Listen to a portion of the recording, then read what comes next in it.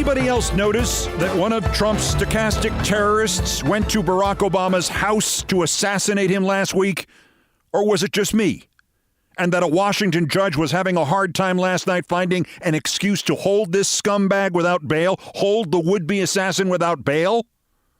And that Trump had doxed Obama, and Trump had finally found a sucker willing to do his lethal bidding for him and park his van full of ammo and weapons a few blocks from Obama's home, and live stream himself threatening Jamie Raskin and Kevin McCarthy, and he was going to take his van to Maryland to a federal facility containing a nuclear research reactor and blow up the van and the nuclear reactor. And I mean, am I the only one seeing this anywhere? Trump, crazier and more dangerous by the minute, is finally, clearly, and inextricably linked to a guy ready to answer Trump's constant drumbeat to try to get one of his cultists to kill without telling them to kill, and thus leaving himself open to prosecution for killing or for incitement to kill, and the Department of Justice is still remaining asleep at the switch?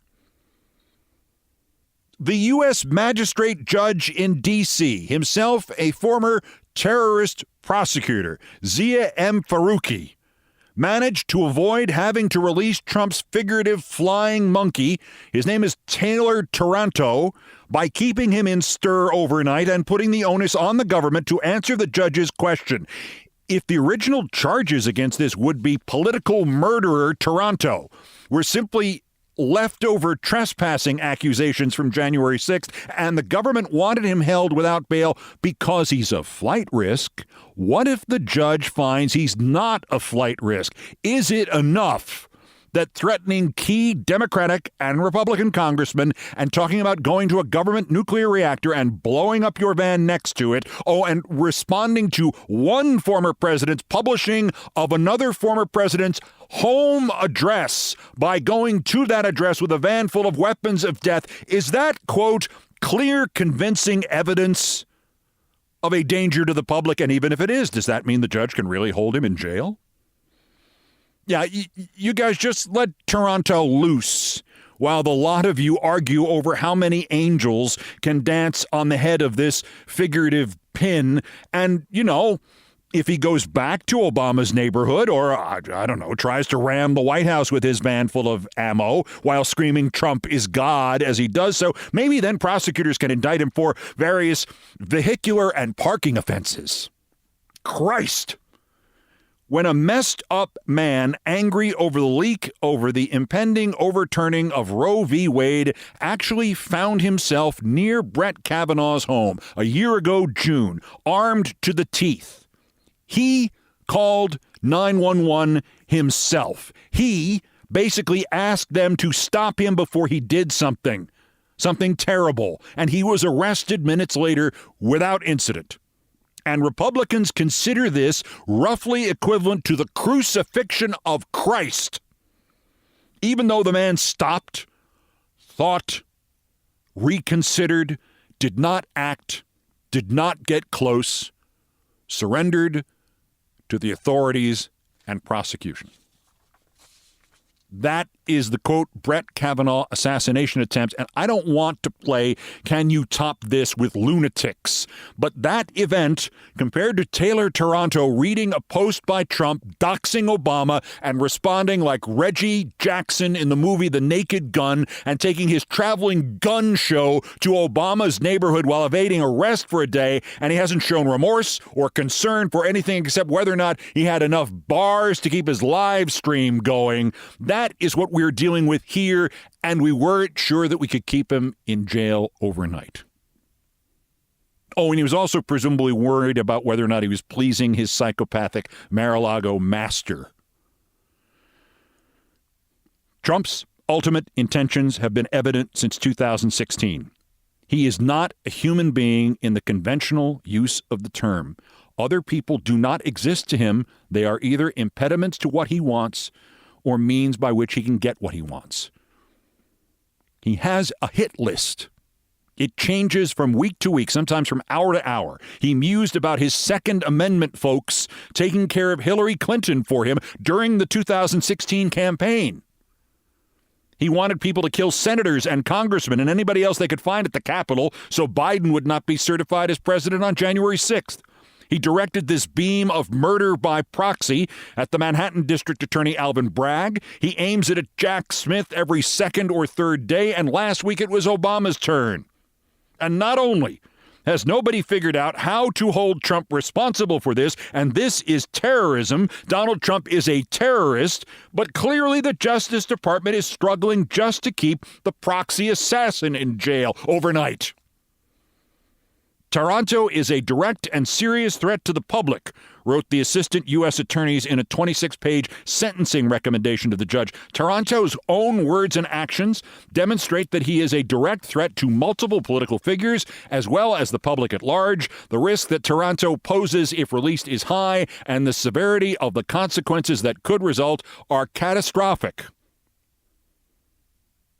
And the judge is openly concerned and worried about what looks like PTSD from his tour in Iraq, and the fact that Taranto also says he came to D.C. after Kevin McCarthy, the putz, made that grandstanding offer to show January 6th defendants all the exculpatory video that, oh, sorry, it isn't exculpatory. That's why Tucker Carlson only showed 3 minutes of it. And that, golly, Taranto keeps denying facts and reality, and he's delusional, and that kind of makes him more of a danger than even the average would-be ex-presidential assassin, and it's as if the judge is 99% of the way there, but just can't find that last 1% where you at least order him held pending psychiatric evaluation.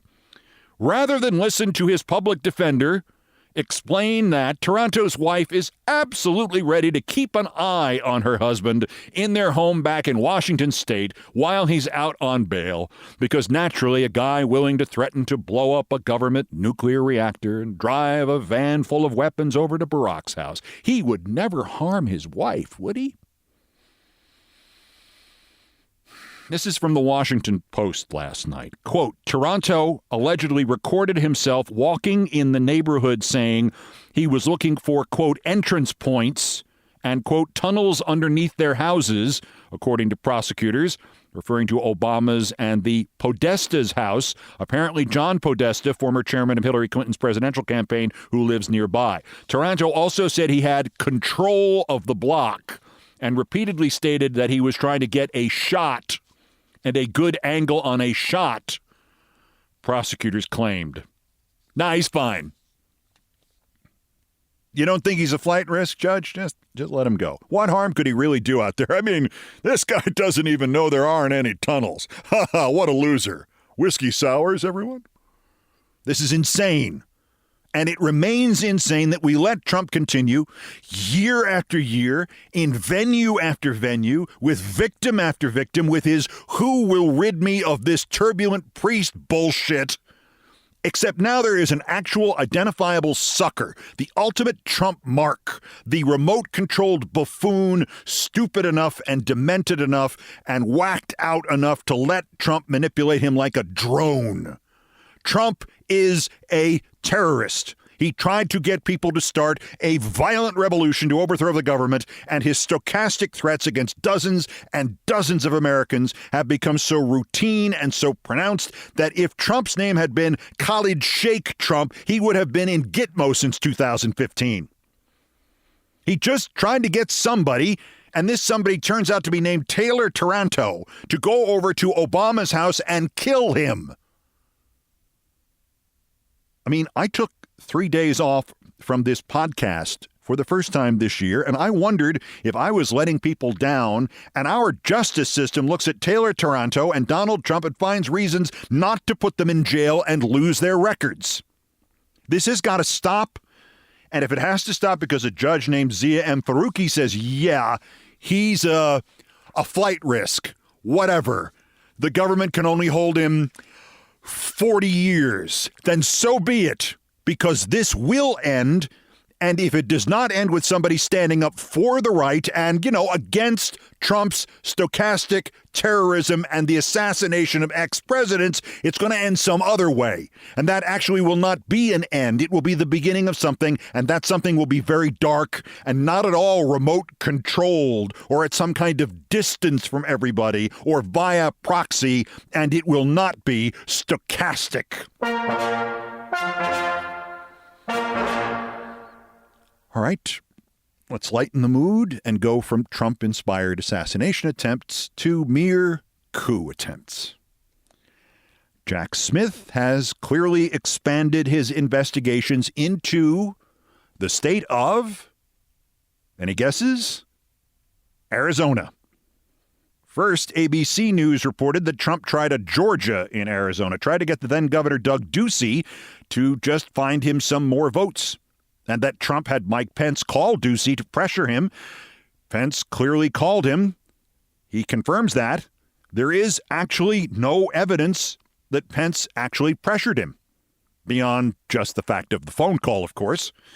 In an intriguing twist, it does look like Jack Smith beat the news media to Arizona. The Arizona Republic newspaper now reporting that the special counsel's office issued 2 subpoenas to the office of the Arizona Secretary of State, apparently in May, looking for information about the lawsuits against the state by the Trump campaign and by the former Arizona GOP chair Kelly Ward, who is not of this earth, alleging fraud and errors in the vote in Arizona. This would suggest this is about the wire fraud charges Smith seems to be assembling against Trump for raising money to cure a stolen election he knew was not stolen. The newspaper reports Jack Smith has not contacted ex-Governor Ducey. The Washington Post reports Ducey cannot understand why Smith hasn't. Also, the Tucker Carlson Maria Bartiromo producer who settled with Fox for $12 million, she has reportedly been contacted by Smith's office. And one of the centerpieces to the Trump defense, besides trying to get his cultists to kill everybody, is that all the documents were declassified, that he had a standing order to declassify anything removed from the Oval Office. A standing order that declassified everything that was on the Trump confession tape. Well, guess what? The standing order does not exist. I know you're shocked. I should give you a minute. Sit down. Have a whiskey sour. Bloomberg News filed a Freedom of Information Act lawsuit last August, asking the Justice Department and the Director of National Intelligence to produce such an order, or at least confirm its existence in redacted form, and they don't have it. So Trump will naturally now say that he took it with him too, and it was automatically self-declassifying, and if you don't like that, he'll sick Taylor Taranto on you. And then there is the continuing saga of Trump's lawyers. And I think this is where the whole case is going to break, because there's nothing more scared than a scared lawyer. The Wall Street Journal rounds up the usual suspects. Powell again, Jenna Ellis, Cheesebro, Mike Roman, who may have flipped, and adds in a Powell associate named Emily Newman, who is new on my scorecard anyway. And if you remember Lynn Wood, the one who made Sidney Powell seem sane and made Rudy Giuliani seem sober, on Tuesday, Lynn Wood wrote to the general counsel of the Georgia State Bar requesting permission to retire. Retire from being a lawyer, and not just in Georgia. He would be giving up his right to practice law anywhere in the country. Why? Because after 2020, there are 2 disciplinary proceedings against him and against his law license in Georgia alone. Retiring is less humiliating. Can't be disbarred if you aren't barred in the first place, huh? Taps head like in meme. And now we go back to Rudy. There was a nugget in that Wall Street Journal piece that underscores the whole idea that Rudy's little proffer meeting, where he told them what he'd be willing to tell them, was neither little nor just a proffer. The Journal wrote, federal prosecutors also recently interviewed Rudy Giuliani, who served a Trump personal lawyer at the time for roughly 8 hours on topics including Powell. They were interested. Wait. 8 hours? 8 hours? They talked to Rudy Giuliani for 8 hours? Do you understand what is involved in talking to Rudy Giuliani for 8 hours? The longest I ever managed was 8 minutes, and that was before everybody knew he was crazy. I keep coming back to this same thought. There is more to the Giuliani story. There is more to the Giuliani story. There is more to the Giuliani story. The son of a bitch must have flipped.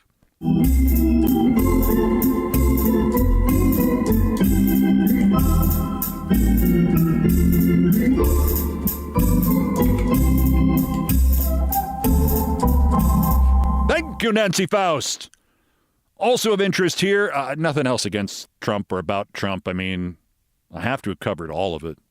Anyway, there is this little bit of breaking news that according to Miles Taylor, who says he got stuck in the middle of this with Trump in 2017, that Trump was negotiating to pull all U.S. troops out of Afghanistan like overnight and replace them with his own version of the Wagner Group, a private army loyal to Trump of 5,000 mercenaries organized by Eric Prince of Blackwater infamy, allegiant only to Trump and then ready to head to Venezuela to topple a government there as soon as they mopped up the Taliban. But not to worry, because if Trump ever did return to the White House, he'd never actually do that. He wouldn't run a private army of 5,000 guys who'd be his real-life version of Buzz Windrip's Minutemen in It Can't Happen Here. He'd have 50,000. That's next. This is Countdown. This is Countdown with Keith Olbermann.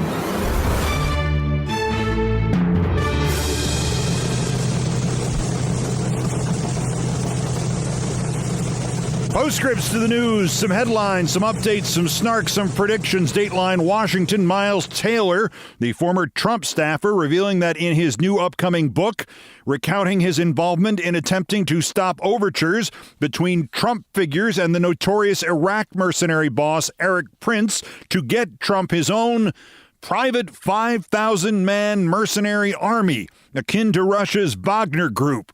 Trump thought he could pull U.S. troops out of Afghanistan overnight and could replace them with a Trump-Prince private army, or use a similar force to then overthrow the elected government of, no, not here, of Venezuela. Why pay to overthrow the elected government here when you could just use all those free militias and Tarantos? Taylor's book is called Blowback. He will also be joining our little iHeart political coven here with a new podcast series called The Whistleblowers. That starts next week, and I'll tell you more about it then. Dateline New York, semaphore news with a little relevant ancient history about the noble inheritor of the Kennedy political dynasty. It quotes former New York Governor Eliot Spitzer about the day in 2006 when RFK Jr. went to Spitzer's office to talk about running to replace Spitzer as the New York State Attorney General. Quote, in a meeting in Spitzer's office, Kennedy asked whether he could continue to give paid speeches to outside groups while he was Attorney General. Spitzer told Semaphore. The would-be candidate explained that his responsibilities to his 6 children from 2 marriages had left him with expenses that simply couldn't be covered by a government salary. Spitzer, incredulous, told him that there was no way a top law enforcement officer could go around getting paid for speeches. Kennedy didn't run for office, end quote. So see, that's how we get him to drop this sham Trojan horse presidential bid. Remind him the job only pays $400K plus $50,000 in expenses. Next thing you'll know, you'll be hearing this. Good evening. This is day 32 of the hunt for Robert F. Kennedy Jr. Ran off stage during a campaign speech after being slipped a note with a dollar figure written on it and has not been seen since.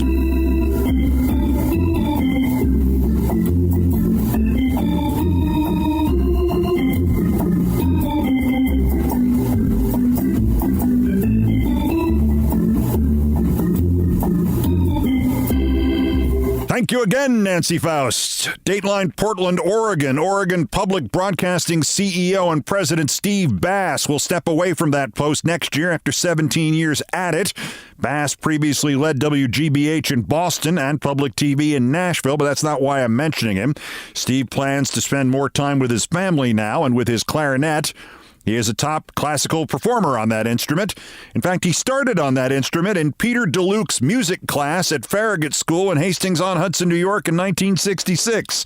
I know this because I was at the next desk trying to learn how to work the saxophone in Mr. DeLuke's music class. Happily, my saxophone had a broken reed piece, and I could still be blowing into it today, 57 years later, and still not have made anything that sounded anything like music. Steve's clarinet obviously was just fine. All the best, my friend. Dateline New York, 2 passings to note. Dr. Frank Field, a weatherman who was a New York City Television Institute for 40 years and a national figure on The Tonight Show with Johnny Carson and The Tomorrow Show with Tom Snyder, has died at the age of 100. Dr. Frank Field was an utterly deadpan weatherman, but that held and hid a deeply anti-establishment sense of humor. After his retirement, Field told the New York Daily News that the jokes Carson made at his expense were worth suffering. Quoting him, "He really gave me a safety rope. It was absolutely a lock. You couldn't fire Frank Field." And in strange juxtaposition, New York TV critic Marvin Kittman has died at 93. Kittman wrote for the New York newspaper Newsday from Long Island and liked little of what he saw. He was also an expert on the life of the first president and wrote a brilliant, puncturing book called George Washington's Expense Account, which revealed that the father of the country also was the father of the creative use of receipts. Kittman was a favorite of Bill O'Reilly's as O'Reilly grew up on Long Island, and O'Reilly, in fact, asked him to write the authorized Bill O'Reilly biography. Kittman wrote it. It was stunningly fair. It praised O'Reilly's success and explained that, and it exposed the fabrications in his resume, and without saying so, implied that O'Reilly was beaten by his father as a child, and that explained everything. O'Reilly disowned the book and Kittman. Marvin Kittman later asked to write my biography, and I said I was flattered, and I thanked him for it, but I said, come on. I wouldn't even read that.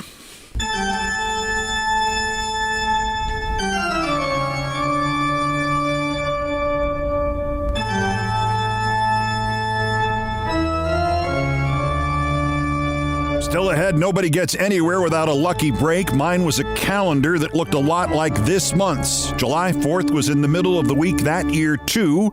And when a radio network sportscaster quit, his boss literally had only like 6 business days to find somebody cheap who did not have a job to replace him. That described me to a T. Things I promise not to tell coming up. First time for the daily roundup of the miscreants, morons, and Dunning-Kruger effect specimens who constitute today's worst persons in the world. LeBron's Laura Ingraham. Bill O'Reilly's former guest host reposting a Politico article on the new Republican plan to defund the police to go after the FBI and DOJ. Ingraham added to the dialogue this pithy observation: they should defund Jack Smith. Or here's an alternative suggestion, Laura, just a thought, they could demote him by moving Jack Smith out of primetime and sticking him in the 7 o'clock hour. Just a thought.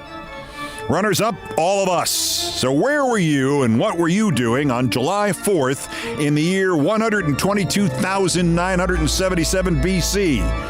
Because according to some scientists interpreting data from the U.S. National Centers for Environmental Prediction, Tuesday, this July 4th, it may have been the hottest day on Earth in 125,000 years. That would be 122,977 BC, July 4th. But no, there's no climate change. It's not accelerating far faster than anybody is willing to admit. We aren't going to render the entire area surrounding the equator unlivable for humans within a decade or two and send hundreds of millions of climate refugees to every corner of this planet. Let's just dig more oil wells. That'll solve it. But our winner, Will Welch, editor-in-chief of GQ, a magazine and website with which I had a pretty good relationship in 2016 and 2017 until, and I've never mentioned this before, they one day summarily fired the producer of our video series, The Resistance, even though The Resistance had made them at least $1 million, on the pretext that they needed to save money. The producer's name was Dorena Newton, and from the moment the series started, we just did not get along. Her experience was fashion and celebrity videos, and mine wasn't. We never agreed on anything. She tried to get off the assignment. I tried to get her removed from the assignment. And then one day, I realized one of her ideas was really great and much better than anything that I was thinking of. And like the next day, she realized that one of my ideas was really great and better than anything she was thinking about. And from that day forward, we were a team. We really worked hard to find a place in the middle, and the series got 375 million views for 170 episodes, and it earned GQ money, and so they fired her. So I quit on the spot. That moment, I'm not loyal to employees. I'm loyal to colleagues. Anyway, that was really the last thing I ever had to do with GQ, and I thought it was the low watermark for GQ until this sequence of events broke yesterday. On Monday, GQ posted a story called How Warner Bros. Discovery CEO David Zaslav Became Public Enemy #1 in Hollywood. The article mentioned Zaslav's recent unprecedented run. He hired Chris Licht. He and Licht destroyed CNN. He then fired Chris Licht. He dismembered Turner Classic Movies. The article, written by Jason Bailey, compared Zaslav to the Richard Gere corporate character in Pretty Woman and to Logan Roy in Succession, and it called him perhaps the most hated man in Hollywood. And then, suddenly, it didn't call him that. GQ reposted the article with 500 fewer words in it without any of those nasty remarks. The writer Jason Bailey demanded GQ take his name off the article. GQ said it didn't publish articles without bylines and would have to kill the article, and Bailey said fine. And now, the second version of this article disappeared from the website without any public explanation by GQ. GQ later claimed the piece had been posted without proper editing, which might have been believable, except a spokesman for Zaslav's company, Warner Bros. Discovery, boasted that, quote, "We contacted the outlet and asked that numerous inaccuracies be corrected. In the process of doing so, the editors ultimately decided to pull the piece." The anonymous spokesperson also said the writer had never contacted Warner Bros. For fact-checking, which of course is not how that works. Wait, it gets worse. GQ is owned by Condé Nast, which is in turn owned by Advance Publications, and Advance Publications is in turn a major shareholder in Warner Bros. Discovery. But wait, it gets even worse than that worse. Variety is reporting that the GQ editor-in-chief, this Will Welch, quote, is producing a movie at Warner Bros. Titled The Great Chinese Art Heist. Sources say Welch was involved in the discussions surrounding the removal of Bailey's initial story and made the call to pull the revamped story.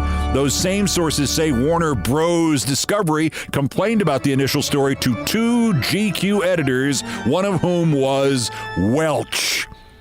So Zaslav of Warner Bros. Didn't like a story about himself, so somebody called GQ, which is co-owned with Warner Bros., and they reportedly called this editor Welch, who is the producer of a movie at Warner Bros., and he got 500 words taken out of the story and then killed it outright. Am I reading this correctly? I can't count how many conflicts of interest there are in there. I don't know if it's 80 or 90, but I've got a really good idea for David Zaslav and Warner Bros. This Will Welch guy? Sounds like you found your next CEO of CNN. Huh? In the interim, he's simply today's worst person in the Bros world!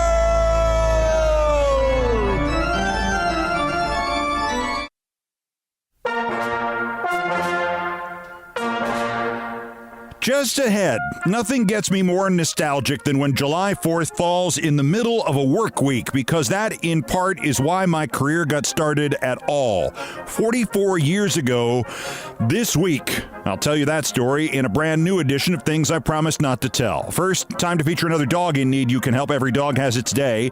3 of them, actually. Angelina, Lil Bit, and Prince.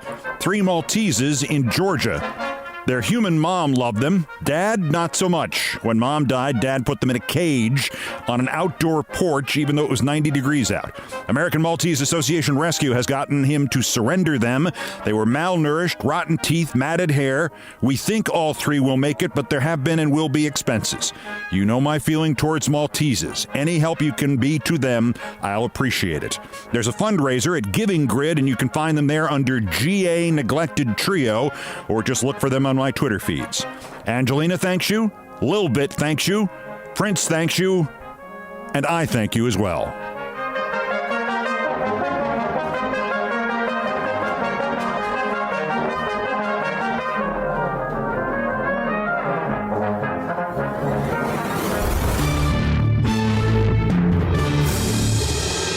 Now to the number 1 story on the countdown and things I promised not to tell, and my favorite topic, me.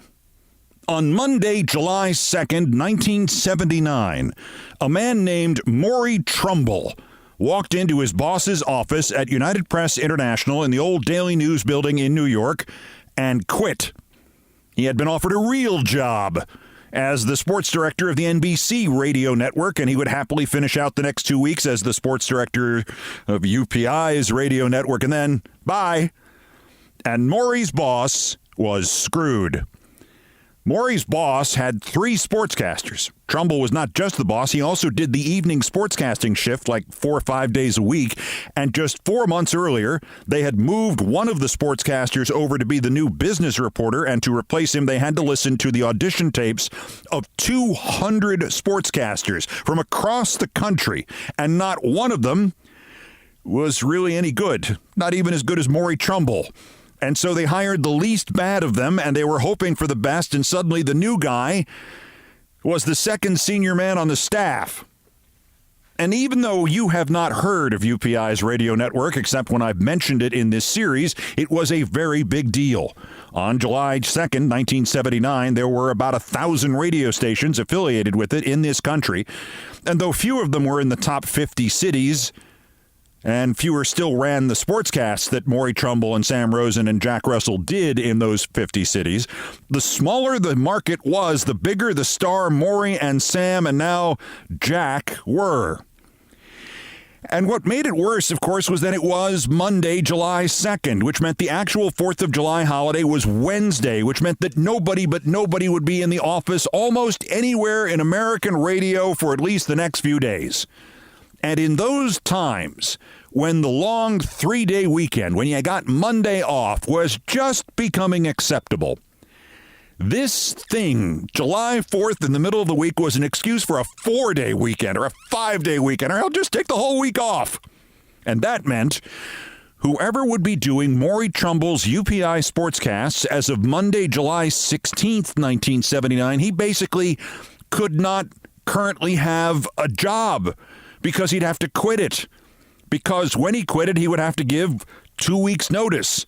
And even if Maury's boss figured out who to hire in the next hour and got him approved by his own boss, there was literally no way the new guy could start on the 16th, and he'd have to get his boss's approval, and he didn't know where his boss was because his boss was taking like an 8-day weekend, so now Maury Trumbull's boss was looking at the new guy starting no sooner than July 23rd. Or he suddenly realized with a shudder, what if the new guy had to move to New York from anywhere further away from them than like Albany or Jersey or something? So that's when Maury Trumbull's boss, well, he thought that wasn't true anymore. He was Maury Trumbull's ex-boss, wasn't he? For all the trouble Maury had just caused him, at least that part was good news. Maury Trumbull's ex-boss made his decision. I'll just hire that kid from Westchester, Stan Sabick said to himself. I don't know how I'll convince Shortino to take on a kid with absolutely no full-time professional experience, but I'll figure it out. Stan Sabic was the bureau chief of UPI Audio, and Shortino was his boss, Frank Shortino, the network general manager. And Frank was already old enough to really dislike anybody much younger than he was, which is why the youngest person in the New York headquarters that day was 33. And Shortino didn't really trust her, and suddenly it came to him. And Stan Sabic smiled. He rolled that phrase over in his head. No full-time professional experience. And he smiled again. My God, we only have to pay the kids $16,000 a year. We'll save $30,000 on salary. My mother did not even step out into the warmth and the bright sunshine of the pre-holiday afternoon. Keith, phone. I was lying there on our very sketchy front lawn, listening to my home-built Walkman and working on my tan, and trying not to think of the fact that it was now the week of July 4th, which was the deadline I had given myself for just sitting around working on my tan, after I surprised myself and my family and my friends, and especially my professors, by actually graduating from Cornell on time in 7 semesters, the last of which contained 28 credits in 10 different courses, a juggling act so arduous that I will still, all these years later, have dreams in which it is graduation morning, May 28th, 1979, and I suddenly realize I have forgotten an entire course, and I must read 3,000 pages or write 500 pages or both before noon, or I will not graduate on time, and I will have to go back and start all over again in, well, if it's a really stressful period of time in my life, I will have to go back and start all over again in the 3rd grade as an adult in those chairs. Mrs. Weiner? I'm stuck in the chair again, possibly because I'm 64 years old. Keith, it's Roger Norham. My heart suddenly raced. Roger Norham was my contact at a radio network I had basically known nothing about even 3 months earlier. It was called UPI Audio. A friend of a friend of a friend of a friend had referred me to a news editor there named Art McAloon. And I went into the UPI Audio offices on 42nd Street in my best suit, with absolutely no worry that I'd ever forget a name like Art McAloon, and out came a very quiet man with a kind face and a big round beard and a big round curly head of hair, and he proceeded to explain very quietly that he was not Art McAloon, and Art had quit, but not before passing me on to him, Roger Norham. Before I knew it, Roger had in turn passed me on to a sportscaster named Sam Rosen. I have introduced you to him here before. He made such an impression on me that my last Cornell English paper was supposed to be a quick profile of somebody interesting I had just met, and I chose Sam over somebody else I had met the same day, and the other guy was named Bob Iger. Anyway, Sam had been startled at the tape of my college sportscasts and had pronounced it twice as good as the guy they had just hired, who was now Stan Sabic's second senior sportscaster. And before I knew it, Sam had given the tape to Stan, and Stan had invited me back into New York for a formal interview, and Stan had said, "You will hear this a lot in this business, but give me a little time. I think I can guarantee you 6-7 weeks of vacation relief this summer, some sports, some news, if you don't mind doing both." Roger Norham had some interesting news for me on that phone call. You may have guessed it was about Maury Trumbull resigning from UPI and going to NBC. It's the talk of the place right now. He's already packing. They'll have to move fast, and with the holiday, there's no way they can bring in people for interviews or have a full search to replace him. You should give them till Thursday, the 5th, and call Stan, unless he calls you first.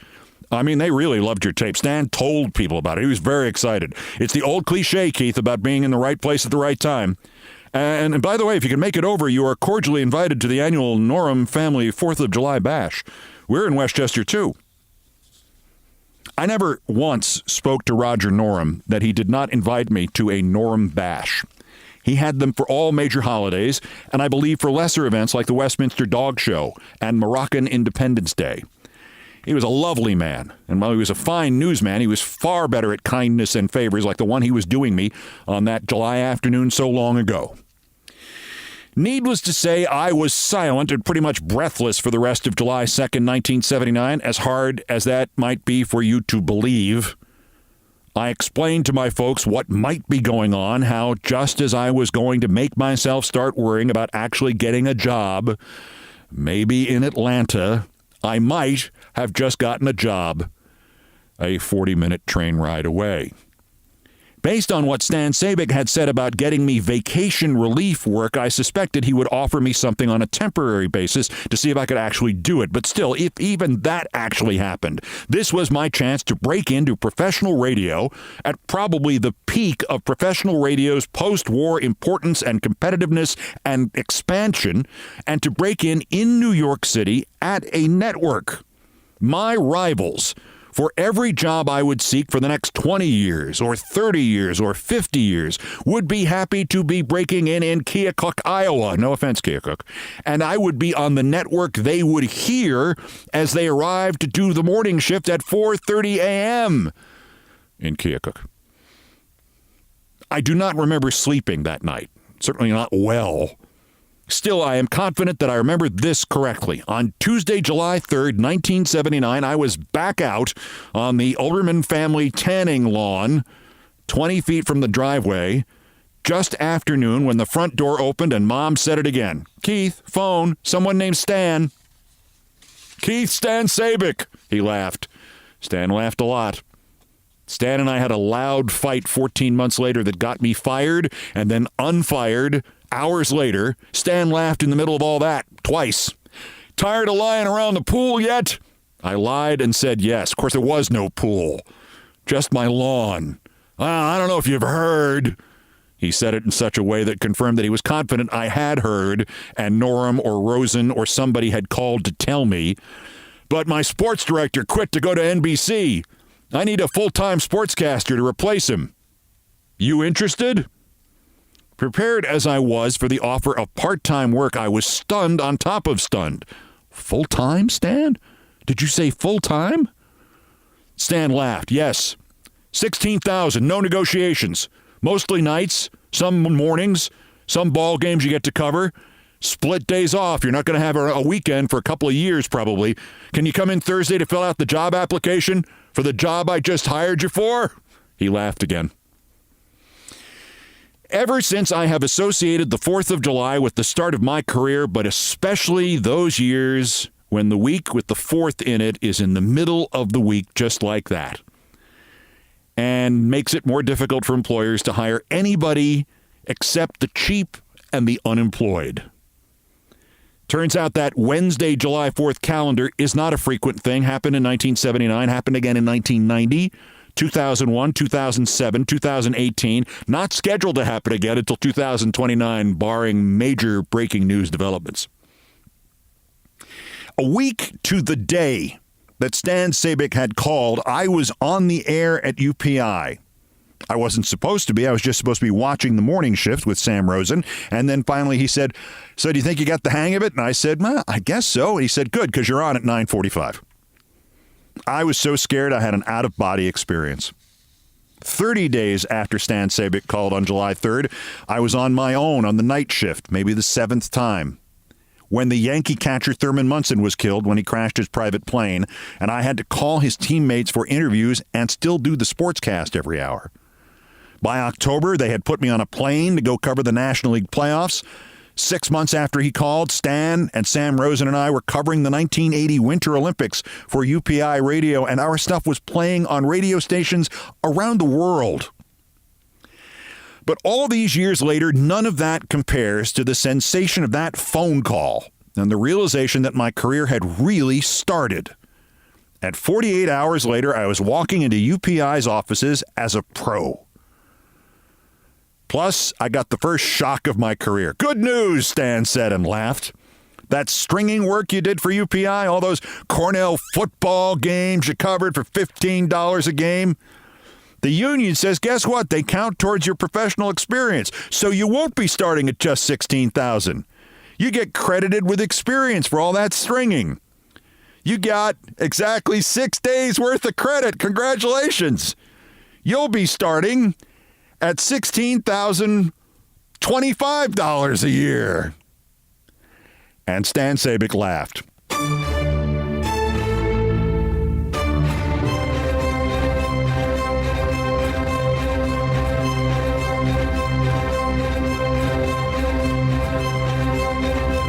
And yes, I will play you that first sportscast if you want to hear it in its entirety in just a moment. First, I've done all the damage I can do here. Thank you for listening. Here are the credits. Most of the music was arranged, produced, and performed by Brian Ray and John Philip Chanel. They are the Countdown musical directors. Guitars, bass, and drums by Brian Ray. All orchestration and keyboards by John Philip Chanel. Produced by TKO Brothers. Other Beethoven selections have been arranged and performed by the group No Horns Allowed. The sports music is the Olbermann theme from ESPN2, and it was written by Mitch Warren Davis, courtesy of ESPN Inc. Musical comments by Nancy Faust, the best baseball stadium organist ever. Our announcer today was my friend Larry David. Everything else is pretty much my fault. Don't forget, Countdown is now also available on YouTube with neat animated versions of me. Subscribe there too. Give yourself options. Vote once, vote twice. So that's Countdown for this, the 912th day since Donald Trump's first attempted coup against the democratically elected government of the United States. Arrest him again while we still can. The next scheduled countdown is tomorrow. Bulletins as the news warrants. Till then, I'm Keith Olbermann. Good morning, good afternoon, good night, and good luck.